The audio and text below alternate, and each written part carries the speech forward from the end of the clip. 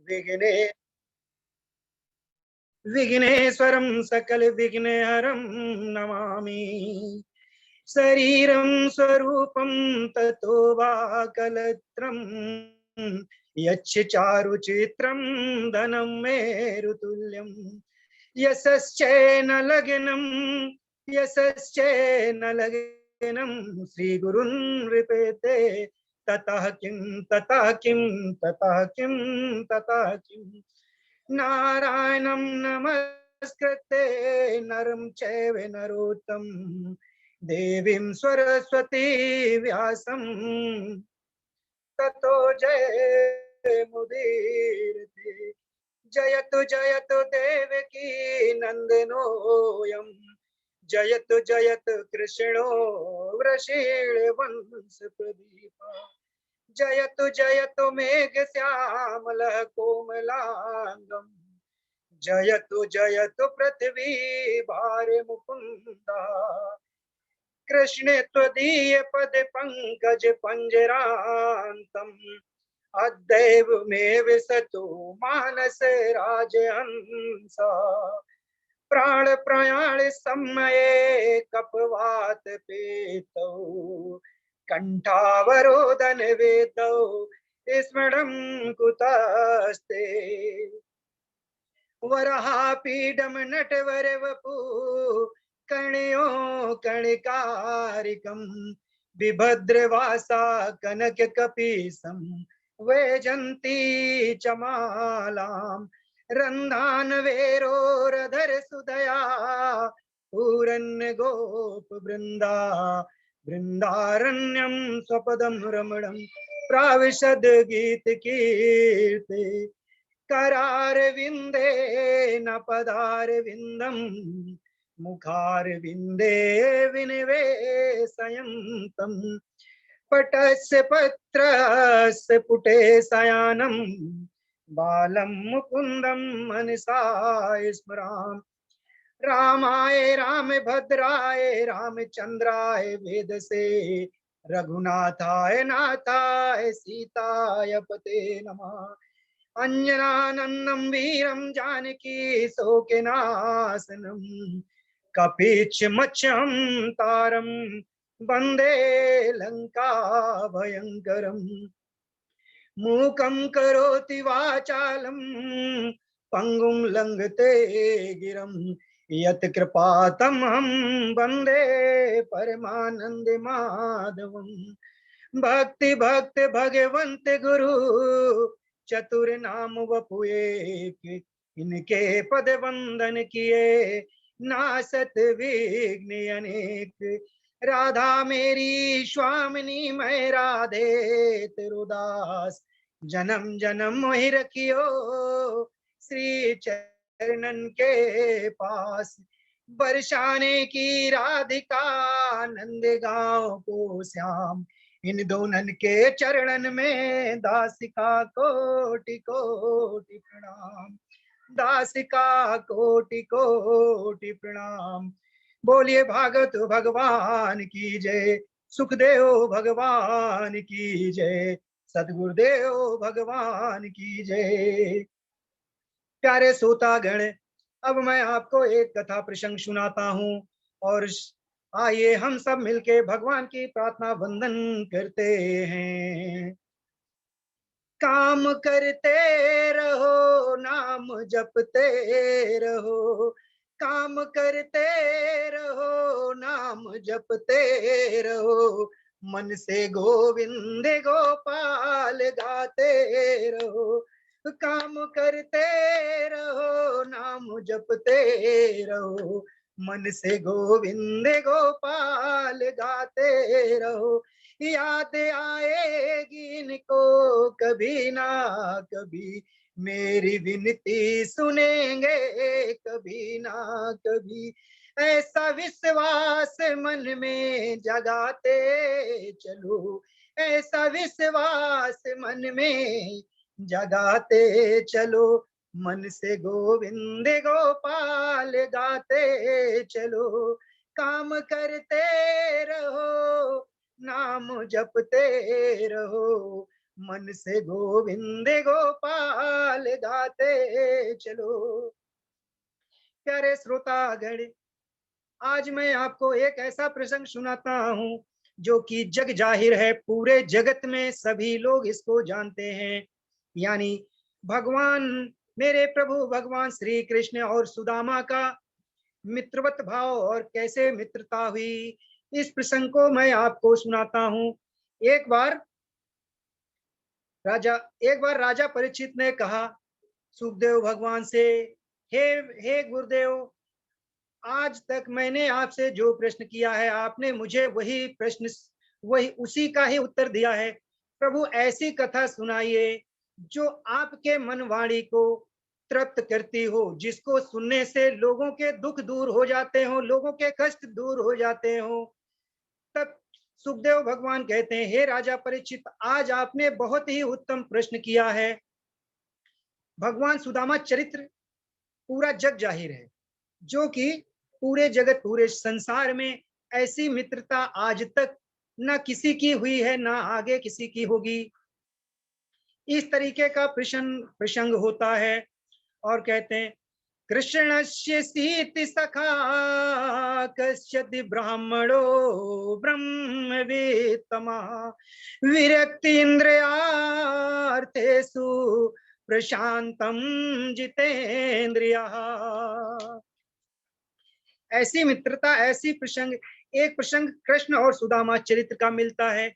सुदामा जी और भगवान का सिर्फ 2 महीने का ही उज्जैन में अवंतिका आश्रम, जहां पे भगवान जो है 64 विद्याओं का अध्ययन किए और 64 दिन में भगवान ने 64 विद्याएं सीखी।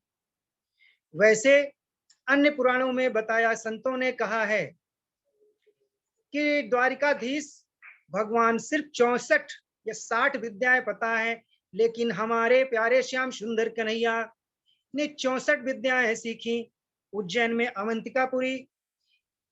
एक समय की कथा आती है, ब्राह्मण सुदामा जी ब्राह्मण परिवार में जन्म हुआ था। और इस तरीके की मित्रता, आज तक लोग मित्रता के भाव को, मित्र को क्या समझ लिए हैं, मित्र को एक व्यापार समझ लिए। लोग घर की बात नहीं मानते, बड़ों का सम्मान नहीं करते, माता पिता का भी सम्मान नहीं करते हैं, यहाँ तक कि अपने कारोबार में भी ध्यान नहीं रखते। और रात दिन सोशल मीडिया पे सिर्फ मित्र ही सर्च किया करते हैं। अगर घर के माँ बाप और मित्र, यानी उसका कोई घर का, यानी बहन बहनोई और फूफा, कोई रिश्तेदार बताता कि ये काम गलत है, फिर भी वो अपने मित्र की ही बात मानता है। और मित्रों ने जाने कितने परिवार खराब कर दिए, लोगों का घर बर्बाद कर दिया। हमारी प्यारी बहनें, प्यारी माताएं ऐसे ऐसे लोगों से संबंध बना लेती हैं, जहां पर उनका एक ही क्षण में पूरा चरित्र नष्ट हो जाता है।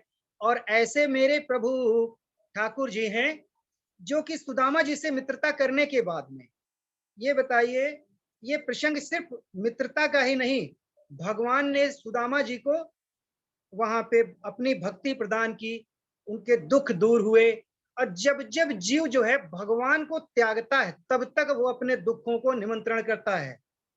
इस तरीके से सुदामा जी के 4 पुत्र और उनकी प्यारी पत्नी सुशीला थी। सुशीला ने कहा, हमने सुना है कि आपकी तो मित्रता, आपके तो मित्र भगवान श्री कृष्ण हैं, और क्यों नहीं उनके पास जाते हो, और क्यों नहीं उनसे कहते हो, आपका तो पूरा जीवन निकल गया है और हम अपने बच्चों का पेट भी नहीं पाल पा रहे हैं। एक समय की बात है, तो कहे मित्र के पास कैसे जाएं। मित्र और गुरु और संत के पास, बहन के पास कभी भी खाली हाथ नहीं जाना चाहिए। और सुदामा जी को है कि सुदामा जी की पत्नी कहती हैं, कृपा करना कि कभी इतना दारिद्र नहीं, कि आपके साथ हमारी भक्ति जुड़ी रहे, और इस तरीके से कभी दुख नहीं देना, क्योंकि भगवान को ही जीव भूल जाए। इस तरीके से वंदन करती हैं और कहती, प्रभु इतनी कृपा करना, क्योंकि हम आपकी दास दासी हैं। तब सुदामा जी कहते हैं अपनी पत्नी प्यारी सुशीला से कि गुरु, मित्र और संत के पास और भगवान के मंदिर में कभी खाली नहीं जाना चाहिए। तो सुदामा जी के घर में तो कुछ था ही नहीं। उनकी पत्नी ने कहा अभी रुकिए, मैं कुछ ना कुछ प्रबंध करती हूँ। तो सुशीला उनकी पत्नी जो थी 4 घरों से जाके तंदूर लेके आई। 4 जगह से इसलिए लेके आई क्योंकि भगवान तो अंतर्यामी, भगवान तो सब कुछ जानने वाले हैं। उसने उनके मन में थोड़ा संशय हो गया, चूंकि सुशीला के मन में लोभ था, लेकिन सुदामा जी के मन में तनिक भी लोभ नहीं था। वो ये चाहते थे कि चलिए हम पत्नी के ही कहने पे चले जाएंगे भगवान द्वारिकाधीश के पास में, तो कम से कम हमारे उनके दर्शन तो हो जाएंगे। तो पत्नी 4 घर से जब चावल लाती, सोचती है कि भगवान जान जाएंगे कि ये इनके यहाँ चावल तक नहीं है। और तब जीव ने क्या किया, यानी व्यक्तियों के पास ऐसे ऐसे धनाढ्य हमारे संसार, हमारे देश में पड़े हुए कि सब कुछ होते हुए भी इतने कंजूस बन जाते हैं कि कौन ब्राह्मण को दान दे, कौन भगवान के मंदिर में दान दे। और जब दान की बारी आती है, अगर 5,000 करना है या 1 लाख करना, तो पड़ोसी उनका रोक लेगा, उनका मित्र ही रोक लेगा। अरे किस लिए इतना दान करते हो, क्योंकि इतने दान से तो कुछ करो ही नहीं। ये सब भगवान ऐसे, भगवान तो भाव के भूखे होते हैं। यहाँ पे मित्रों ये समझिए कि सुशीला माता ने अपने पति सुदामा को सर्वस्त्र न्यौछावर कर दिया, यानी जितना था उनके पास वो सब कुछ दे दिया। अब एक फटी सी धोती फाड़ी और उसमें तंदुल बांध दिए, सुदामा जी लेके जा रहे हैं। चलते चलते शाम हो गई और एक नदी के पास में सोचे कि कुछ विश्राम कर लेते, थक गए, इतने थक गए। और ये सब भगवान की लीला थी, भगवान की ही माया थी। भगवान सब देख रहे थे, द्वारिकाधीश हमारे वहां बैठ के द्वारका नगरी में, कि हमारा भक्त आ रहा, हमारा मित्र आ रहा, भक्त आ रहा है।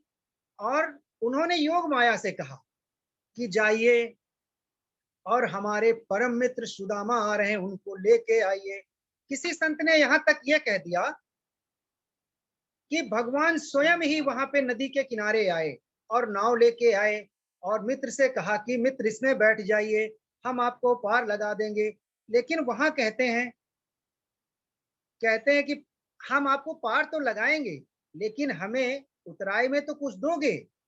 तब वो कहते हैं सुदामा जी मेरे पास तो कुछ नहीं है। तो भगवान क्या कहते हैं, भगवान द्वारकाधीश कहते हैं कुछ तो होगा, तुम्हें परमात्मा ने कुछ तो दिया ही होगा।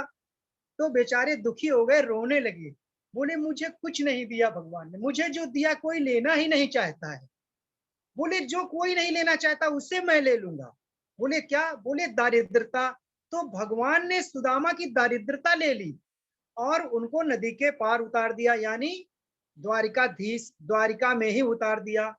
जब आंख खुली प्रातः काल, तब सुदामा जी देखने लगे कि बड़े बड़े महल, बड़े बड़े चौबारे और बहुत सी जनता इकट्ठी है, बहुत भीड़ भाड़। मंदिरों में घंटे बज रहे हैं, मंदिरों में पूजा हो रही, मंदिरों में स्वर भगवान के सुनाई दे रहे हैं। तो जब वहां से लोग निकलते, सुदामा जी ने पूछा कि भैया ये कौन सा नगर है।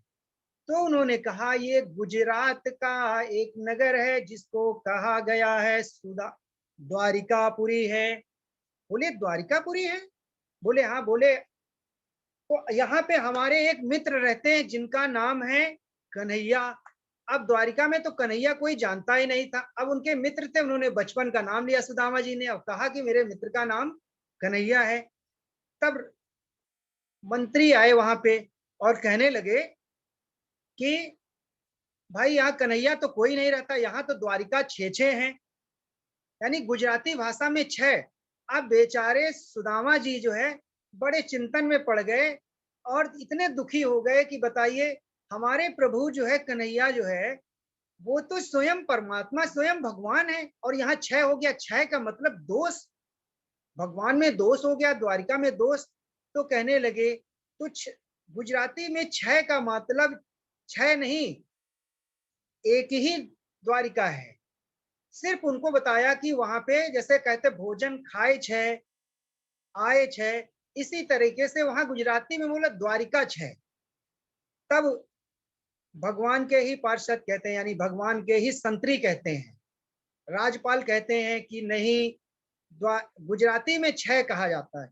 इस तरीके से जब सुदामा जी द्वारिका में पहुंचे राजपालों के पास में, तब कहा कि राज द्वारपालों से कहा कि जाइए बता दीजिए कि हमारे बचपन का मित्र जो है सुदामा आया हुआ है। जब द्वारपालों से कहते हैं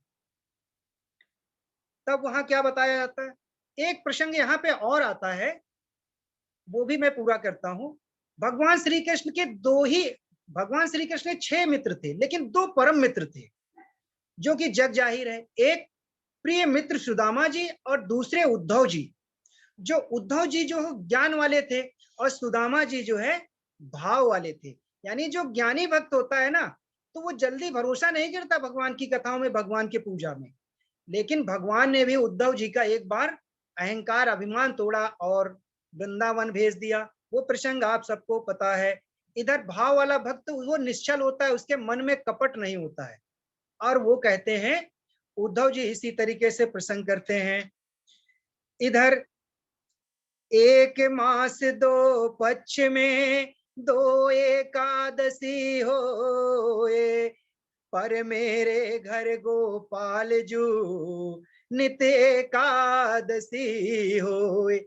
जिनके इधर सुशीला कहती, जिनके घर में गोपाल हैं, कन्हैया हैं, उनके घर में तो नित्य भजन पूजन होता है और नित्य ही एकादशी होता है। उसे शुक्ल पक्ष और कृष्ण पक्ष की क्या जरूरत है, क्योंकि भगवान का मन से सुबह पंचामित्र से आप अभिषेक करिए और भगवान का पूजन करिए। जब जब जीव भगवान को अपनी शरण में लेता, उसके सारे दुख दूर हो जाते हैं। इस तरीके से जब द्वारपालों से सुदामा जी पहुंचे और कहने लगे कि जाइए हमारे यहाँ, जब द्वारपालों ने कहा कि यहाँ के राजा तो कृष्ण हैं, बोले हमारे राजा धीराज यहाँ पे श्री कृष्ण हैं, तो उनसे बताइए कि तुम्हारा एक बचपन का मित्र आया है। और सुदामा जी का चरित्र का संदेश सुनाते हैं। शीस पगाना झगा तन पे, प्रभु जान के आही बसे कहीं गामा, धोती कटी सी फटी दुपटी और पावे उपाने की नाही साम, तुझे दुर्बल एक द्वार खड़ो, तुझे दुर्बल एक रहो, चक सो वसुधा अभिरामा, पूछत दीन दयाल को धामा, बताव तो अपनो नाम सुदामा, बताव तो अपनो नाम सुदामा। द्वारपाल जाते हैं और जैसे ही भगवान कृष्ण के पास जाते हैं, वो द्वारपाल जो है भगवान के सामने नाम भी नहीं ले पाते हैं और कहते हैं, प्रभु एक ऐसा ब्राह्मण आए हैं, एक ऐसे ब्राह्मण देवता आए हैं कि जिनके पैर में तो ना तो चप्पलें हैं, धोती फटी हुई है और बड़े दुर्बल हैं, शरीर भी उनका जर्जर हो गया है। इस तरीके से जैसे ही द्वारपाल कहते हैं कि सु, तो भगवान समझो रुक्मणी मैया के साथ में थे, सब कुछ छोड़ के इस तरीके से भगे कि लगता है कि भगवान को क्या नहीं मिल गया। और ब्राह्मण भगवान को बहुत पूजा करते हैं, इस तरीके से भगवान मानते थे। ब्राह्मण यानी भगवान जो है सबसे ज्यादा ब्राह्मण को ही पूजा करते थे और ब्राह्मण को इस तरीके मानते हैं कि एक बार भगवान कहते हैं कि हमारा अपमान कर दे कोई, मंदिर में कोई पूजा न करे, दीपक न जलाए, लेकिन ब्राह्मण का किसी ने अपमान कर दिया तो सबसे बड़ा दोष है। 3 तरह का आदमी कभी भी दोष नहीं कर, अपराध नहीं करना चाहिए।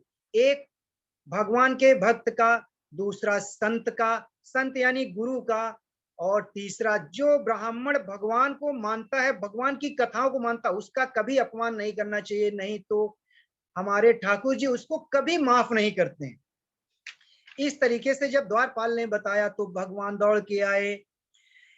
ऐसे बेहाल बिवाइन सो, पग कंठ जाल गड़े पुन जोए, आए महादुख पायो सखा तुम, आय न इत कित दिन खोए, देख सुदामा की दीन दशा, करुणा करके करुणा निधि रोए, पानी परात को हाथ छुओ नहीं, पानी परात को हाथ छुओ नहीं, नैनन के जल सो पग धोए। इधर द्वारिकाधीश कहते हैं रुक्मणी आदि 8 रानियों को कहते हैं कि जल्दी से ही पानी लेके आइए, और अपने मित्र को वहां लेके आते हैं और माता रुक्मणी के राजमहल में बैठाते हैं, और ऐसे सिंहासन बैठाते जहां पे देवता भी तरसते हैं। और इस तरीके से जब तक माताएं जो है परात में पानी लेके आती, तब तक भगवान इतना रोते हैं कि अपने मित्र के अपने चरणों को अपने आंसुओं से भगवान उनके चरण धोते हैं, और देखते हैं कि कांटा लग गया, कांटे चुभे हुए हैं। और ये देख के इतना रोए कि बोले मित्र आप पहले क्यों नहीं आए? बोले प्रभु हम तो आपको नित्य याद करते थे, सिर्फ सोते वक्त भी सुदामा भगवान को याद किया करते थे। और इतना मार्मिक प्रसंग, बरस बरसे बरसे कमल नयन, बरस कमल नयन, बादल सो धुल गए पैर नैनन के जल से। बरस कमल नयन, बादल सो धुल गए पैर नैनन के जल से। यानी मित्र सुदामा के जो चरण थे भगवान के नेत्रों यानी भगवान के जल से धो गए। अब भगवान ने कहा मित्र ये बताइए, पूरी रात जब रानियों ने देखा, माता रुक्मणी और सत्यभामा, जामवंती और आदि रानियों ने देखा कि ये कैसे भगवान के मित्र आ गए, और इस तरीके से जब कहने लगे और उनके वस्त्र भगवान यानी सुदामा जी को नहलाया धुलाया, गंगा जल से नहलाया, उनका अर्चन पूजन किया और नए वस्त्र पहनाए। अब बोले कि ये तो भगवान है, कुछ भी कर सकते हैं। इधर रात भर बात किए, बोले मित्र ये बताइए आपका शादी विवाह हुआ कि नहीं हुआ? तो बोले मित्र सुदामा कहते हैं कि प्रभु मेरे शादी हुई, मेरे एक पत्नी तुम्हारी भाभी, जो हमारे 4 पुत्र भी हैं। बोले जब तुम यहाँ आए हो तो मेरी भाभी ने कुछ ना कुछ तो तुम्हें दिया होगा। तो कहते हैं नहीं कुछ नहीं दिया। अब भगवान का यानी कोई गरीब आदमी किसी राजा के यहाँ जाए, किसी बड़े आदमी के यहाँ जाए, तो वो जो कुछ भेंट लेके जाता मारे शर्म के जो है वो कुछ देता नहीं। हाँ कि हम देंगे तो हमारे मित्र की बदनामी हो जाएगी, इसलिए इस भाव से सुदामा जी जो है वो पोटली छुपा रहे थे जो पत्नी ने दी। लेकिन अब सुदामा जी भी पूछते हैं कि ये बताइए प्रभु हमारा तो सब कुछ आपने जान लिया, अपने बारे में भी तो कुछ बताइए, यहाँ कैसे रह रहे हैं, आपने विवाह किया कि नहीं किया? तो भगवान कहते हैं हाँ मेरे भी विवाह हो गए हैं, अब यहीं पे हम ले चलते। जब जैसे ही सुदामा जी की पोटली भगवान ने चुरा ली और बोले कि मित्र तुमने फिर इसी तरीके से हमसे, एक बार सुदामा जी ने क्या किया, जब बचपन में दोनों मित्र पढ़ने जा रहे थे तो गुरु माता ने चने दिए और बोले कि जब आप जा रहे हो वहां से लकड़ी लेके आना, उसी से भोजन बनाएंगे। सुदामा जी को भूख लगाई तो सुदामा जी ने चने खा लिए, और भूख लगते लगते जब पेट भरा नहीं तो उन्होंने सोचा कि भगवान तो दूर बैठे, लाओ हम कुछ खा लेते हैं। तो भगवान का भी हिस्सा खा लिया और कटकट करने लगे। तो भगवान कहते हैं, कन्हैया कहते हैं सुदामा जी तुम्हारे दांत कटकटा रहे हैं, कुछ खा तो रहे हो? बोले नहीं मित्र हम कुछ खा नहीं रहे हैं, ठंडी के मारे हमारे दांत कटकटा रहे हैं।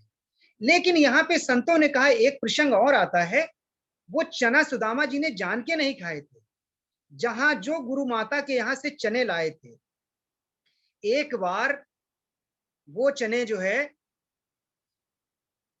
डाकू चुरा ले गए, और उस माता के यहाँ पे सिर्फ उतना ही चने थे जो दिन में खाती थी, कुछ रख देती थी कि अगले दिन हम खाएंगे, क्योंकि भिक्षा मांग के लाती थी।